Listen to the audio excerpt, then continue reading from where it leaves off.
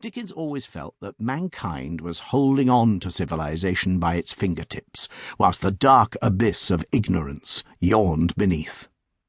The seemingly cosy and complacent scenes in the Maypole Inn are shown to breed petty tyranny in the landlord, John Willett, towards his son Joe, whilst the secure domestic environment of Gabriel Varden's house shelters Sim Tappertit, the prentice whose vanity leads him to create a secret society called the United Bulldogs that promotes anti-Catholic prejudice and plays an active part in the riots.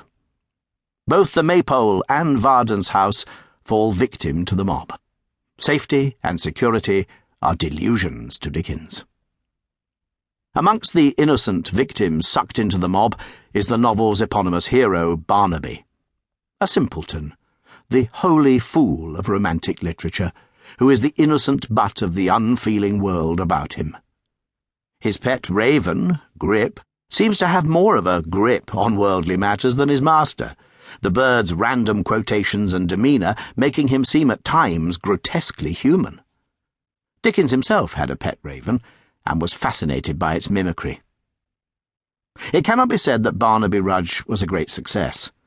The magazine's circulation fell, and with the publication of the final chapters, Dickens announced the closure of Master Humphrey's Clock. The novel has never been one of Dickens's most popular. Perhaps the uneasy balance of plot and historical fact accounts for this. But Dickens remained undaunted by the novel's poor reception. He wrote with inimitable confidence, "I was always sure I could make a good thing of Barnaby, and I think you'll find that it comes out strong to the last word." A description of Barnaby. "What's here to do?" said the old man, alighting. "How's this? What, Barnaby?" The bearer of the torch shook his long, loose hair back from his eyes, and thrusting his face eagerly into that of the locksmith, fixed upon him a look which told his history at once. "You know me, Barnaby?" said Varden. He nodded, not once or twice, but a score of times, and that with a fantastic exaggeration which would have kept his head in motion for an hour, but that the locksmith held up his finger, and fixing his eyes sternly upon him, caused him to desist. Then pointed to the body with an inquiring look. "There's blood upon him," said Barnaby with a shudder. "It makes me sick." "How came it there?" demanded Varden. "Steal, steal, steal!" he replied fiercely, imitating with his hand the thrust of a sword. "Is he robbed?" said the locksmith. Barnaby caught him by the arm and nodded, "Yes," then pointed towards the city. "Oh," said the old man, bending over the body and looking round as he spoke into Barnaby's pale face, strangely lighted up by something that was not intellect. "The robber made off that way, did he? Well, never mind that just now. Hold your torch this way, a little farther off. So. Now stand quiet while I try to see what harm is done."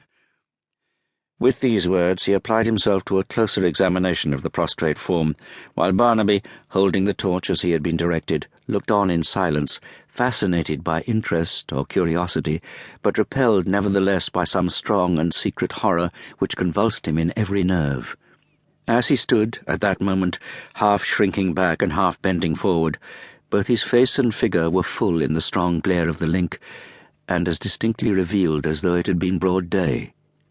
He was about 23 years old, and though rather spare, of a fair height and strong make.